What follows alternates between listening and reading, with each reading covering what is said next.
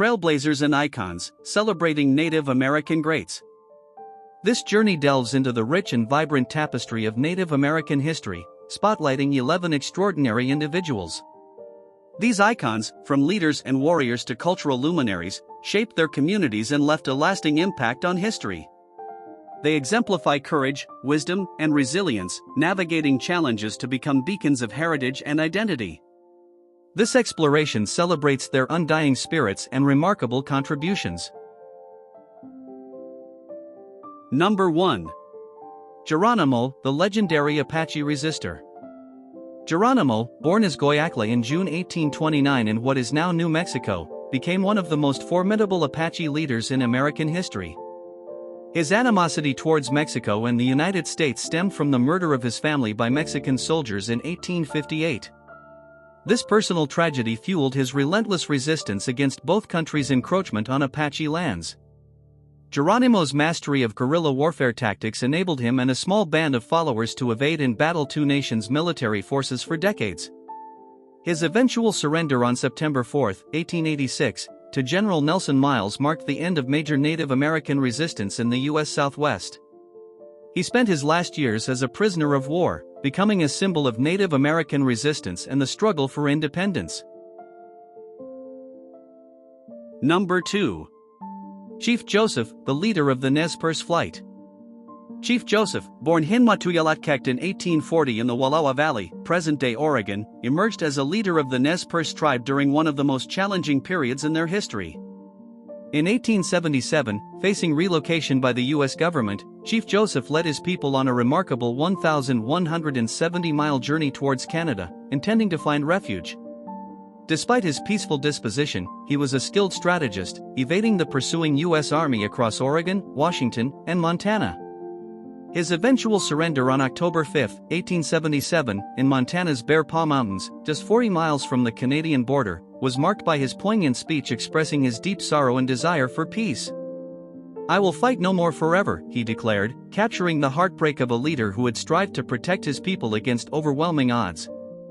His eloquence and dignity in defeat made him an enduring symbol of the Native American struggle for freedom and justice. Number 3. Wilma Mankiller, champion of the Cherokee Nation. Wilma Mankiller, born on November 18, 1945, in Tahlequah, Oklahoma, rose to prominence as a Native American leader and activist.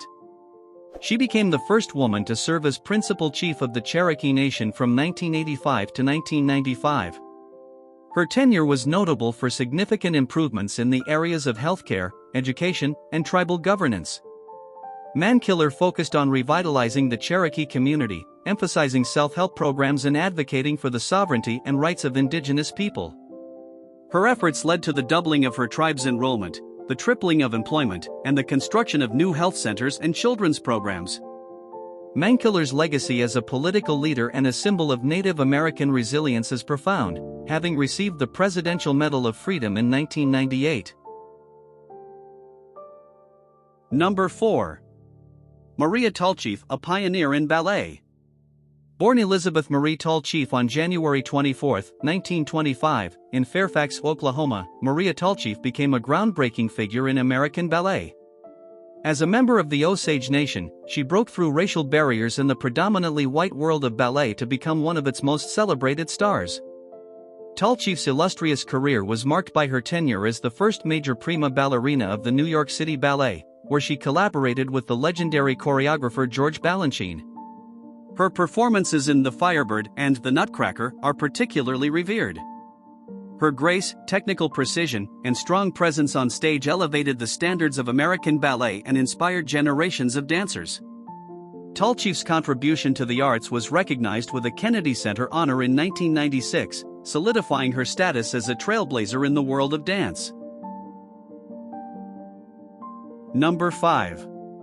Jim Thorp, a versatile sports icon. Jim Thorp, born on May 28, 1887, in Oklahoma, was a Native American athlete of the Sac and Fox Nation renowned for his extraordinary versatility. In the 1912 Stockholm Olympics, Thorp achieved an unprecedented feat by winning gold medals in both the pentathlon and decathlon, showcasing his diverse athletic prowess. This achievement earned him recognition as one of the greatest athletes of the 20th century. Thorp's sports career extended beyond track and field. He excelled as a professional football player, even helping to establish what would become the National Football League, NFL. Additionally, he played professional baseball and basketball, making him one of the few athletes to compete at high levels in multiple sports. Thorp's legacy is celebrated in various ways, including the annual awarding of the Thorp Cup, an international athletics competition. Number 6. John Smith White Wolf, the remarkable longevity. John Smith, also known as White Wolf, was a legendary figure in Native American history, reputed to have lived until the age of 138. Born around 1784, Smith was a member of the Ojibwe tribe. His exceptional longevity, if accurate, provided him a unique vantage point on over a century of Native American experiences, including interactions with early European settlers and changing tribal dynamics. His life spanned significant historical events and transformations in the United States. While the accuracy of his claimed age has been a subject of debate, Smith's life story offers a fascinating glimpse into the rich and varied history of Native American communities. His passing in 1922 marked the end of an era, with his memories serving as a bridge between generations and cultures. Number 7. Red Cloud, mastermind of the Red Cloud's War. Red Cloud, born in 1822 near the Platte River in modern-day Nebraska, was a respected leader of the Oglala Lakota. He rose to prominence through his leadership in Red Cloud's War, 1866 to 1868, a series of conflicts with the United States over control of the Powder River country. Demonstrating exceptional military strategy, Red Cloud orchestrated a campaign that frustrated and overcame U.S. forces, leading to the Treaty of Fort Laramie in 1868. This treaty recognized Lakota rights to the Black Hills and temporarily halted U.S. expansion into their territory. Red Cloud's legacy is unique as he is one of the few Native American leaders who successfully fought the U.S. Army and forced them into a peace agreement. He spent his later years advocating for the rights of his people, passing away on December 10, 1909, leaving a legacy of resilience and leadership. Number 8. Susan La Flèche Picot, pioneering Native American physician. Susan La Flèche Picot, born on June 17, 1865, in the Omaha Indian Reservation, Nebraska, was the first Native American woman to earn a medical degree in the United States. She graduated as the valedictorian of her class from the Woman's Medical College of Pennsylvania in 1889. Determined to serve her community, Dr. Picot returned to the Omaha Reservation, where she tirelessly worked to improve healthcare, often traveling long distances to treat patients in their homes. She was a vocal advocate for public health, battling tuberculosis, alcoholism, and the inadequate health resources available to Native Americans. Her significant efforts led to the establishment of a hospital in Walthill, Nebraska, in 1913, named in her honor. Dr. Picot passed away on September 18, 1915, leaving a legacy of compassion, dedication, and groundbreaking achievement in medicine. Number 9. Elias Parker Dagawa, a Seneca leader and Civil War hero. Elias Parker, also known as Dagawa, was born in 1828 on the Seneca Reservation in western New York. A member of the Seneca tribe, he pursued education and became a lawyer and engineer. During the American Civil War, Parker served as a captain in the Union Army and later as a military secretary to General Ulysses S. Grant. His most notable contribution came at the end of the Civil War when he drafted the terms of General Robert E. Lee's surrender at Appomattox Courthouse on April 9, 1865. After the war, Parker continued to serve as an advocate for Native American rights and was appointed as the first Native American Commissioner of Indian Affairs under President Grant. He died on August 31, 1895, remembered as a bridge between cultures and a prominent figure in both Native American and American history. Number 10. Charles Eastman, Ohiesa, advocate for Native American rights.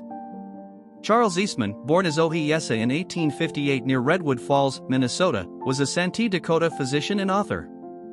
He was one of the first Native Americans to become certified in Western medicine, graduating from Boston University in 1889. Eastman dedicated much of his life to advocating for the rights and well-being of Native Americans, working in several reservations and seeing firsthand the challenges faced by his people. As an author, he wrote extensively about Native American culture and history, striving to bridge the gap between native and non-native worlds. His books, including Indian Boyhood and The Soul of the Indian, offer a unique perspective on Native American life and philosophy. Eastman's work as a physician, author, and activist made him an influential figure in early 20th century America, and his legacy continues to inspire efforts towards understanding and reconciling between cultures. Number 11. Sitting Bull, the Defiant Lakota Chief. Sitting Bull, born around 1831, near the Grand River in what is now South Dakota, emerged as a powerful Hunkpapa Lakota chief and holy man. Known for his bravery and wisdom, he united the Lakota tribes in their struggle against U.S. government policies. He famously led his warriors against General Custer's troops in the Battle of the Little Bighorn on June 25, 1876, a monumental victory for the Native Americans. However, his refusal to submit to U.S. government pressures led to further conflict. Sitting Bull was arrested and tragically killed by Indian Agency police on the Standing Rock Indian Reservation on December 15, 1890, marking a significant and somber moment in Native American history.